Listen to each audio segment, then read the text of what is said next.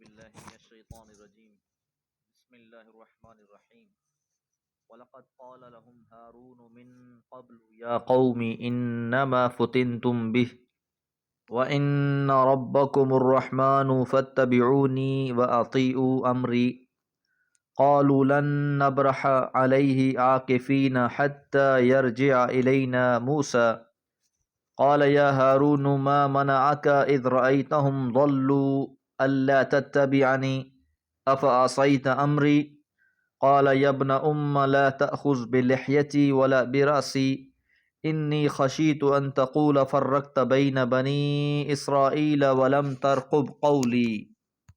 سورہ طٰہٰ آیات 90 سے 94۔ وَلَقَدْ قَالَ لَهُمْ، اور البتہ کہا تھا ان سے، ہارون علیہ السلام نے، من قبل اس سے پہلے ہی۔ یاد رہے کہ تورات میں اس شرک کا سارا ملبہ حضرت ہارون علیہ السلام پر ڈال دیا گیا۔ یاد رہے کہ یہاں تورات لفظ سے مراد وہ تورات ہے جو بعد میں تبدیل کر دی گئی تھی۔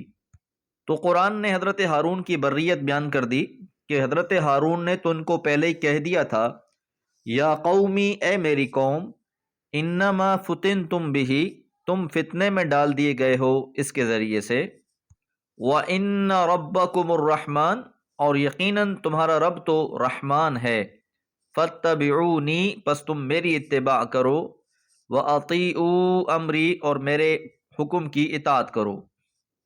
تو حضرت ہارون علیہ السلام نے جب اپنی قوم کو اس فتنے میں مبتلا دیکھا تو آپ نے انہیں ایک تو رب کا تعارف بیان کیا کہ رب ہمارا وہ ہے جو رحمان ہے، اور ساتھ انہیں یہ بھی حکم کیا کہ تم میری بات مانو، میری اطاعت کرو۔ قوم نے آپ کی بات پر کوئی توجہ نہ دی۔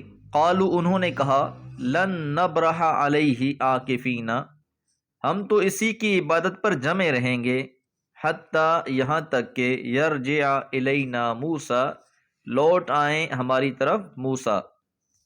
تو قوم نے حضرت ہارون کی بات سنی انسنی کر دی اور جواب دیا کہ جب تک حضرت موسیٰ علیہ السلام خود واپس نہیں آ جاتے تب تک ہم اسی کی پرستش کرتے رہیں گے۔ تو حضرت ہارون علیہ السلام کی کوششوں کے باوجود قوم شرک میں مبتلا ہو گئی۔ جب حضرت موسیٰ علیہ السلام واپس آئے، قال، تو انہوں نے کہا، یا ہارون، اے ہارون، ما منعک، کس چیز نے تجھ کو روک دیا، اذ رأیتہم ضلوا، جب تم نے دیکھا انہیں کہ یہ بھٹک چکے ہیں، اللہ تتبعنی، کہ تو میری اتباع نہ کرے۔ تو قوم کے سرداروں سے پوچھ گچھ کے بعد حضرت موسیٰ علیہ السلام حضرت ہارون کی طرف متوجہ ہوئے، جن پر قوم کی دیکھ بھال کی اصل ذمہ داری تھی۔ تو ان سے پوچھا کہ جب تم نے لوگوں کو گمراہی کی راہ پر جاتے دیکھا تو میری ہدایت کی پیروی کیوں نہ کی؟ کیا تم نے میرے حکم کی نافرمانی کی ہے؟ افعصیت امری، کیا تو نے نافرمانی کی ہے میرے حکم کی؟ کیونکہ حضرت ہارون علیہ السلام کو وہ اپنا جانشین مقرر کر کے گئے تھے۔ حضرت موسیٰ علیہ السلام نے یہ جو باز پرس کی حضرت ہارون سے غصے کی حالت میں کی، اس لیے بھائی نے کہا، قال، تو حضرت ہارون نے کہا، یا ابن اے میری ماں جائے، میری ماں کے بیٹے، لا تاخذ بلحیتی، تو نہ پکڑ میری داڑھی سے، ولا برأسی، اور نہ میرے سر سے۔ تو حضرت موسیٰ علیہ السلام نے حضرت ہارون کا سر اور ان کی داڑھی پکڑ کر ان کو جھنجھوڑا۔ حضرت موسیٰ علیہ السلام کے اس طرز عمل سے ان کی حمیت حق بھی نمایاں ہو رہی ہے، اور وہ محبت بھی جو فطرتی طور پر ان کو حضرت ہارون سے تھی۔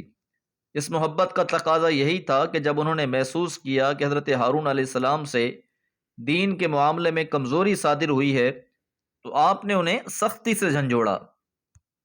یاد رہے کہ انبیاء علیہ السلام کا اور صالحین کا طریقہ یہی ہے کہ وہ دنیا کے معاملات میں تو رواداری برتتے ہیں، لیکن دین کے معاملات میں وہ مداہنت اور ڈھیل برداشت نہیں کرتے، اور اس معاملے میں جو ان سے جتنا بھی قریب ہوتا ہے وہ اس کے لیے اتنا ہی زیادہ حساس ہوتے ہیں۔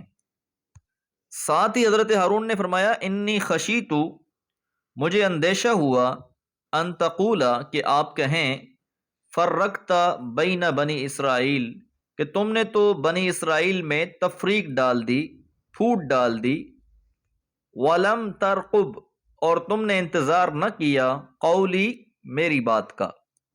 تو حضرت ہارون علیہ السلام نے اپنی معذرت پیش کی اور انداز خطابت بہت ہی پیارا ہے۔ آپ نے کہا اے میرے ماں جائے، یبن امّا، میری داڑھی اور میرا سر نہ پکڑیے، مجھے یہ اندیشہ ہوا کہ اگر میں کوئی سخت قدم اٹھاتا تو بنی اسرائیل کے درمیان تفریق ہو جاتی۔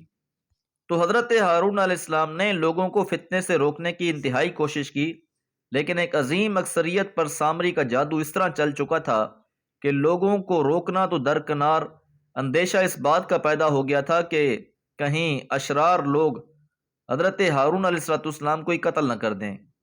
جبکہ دوسری صورت یہ رہ گئی کہ حضرت ہارون علیہ السلام اپنے ساتھیوں کو لے کر الگ ہو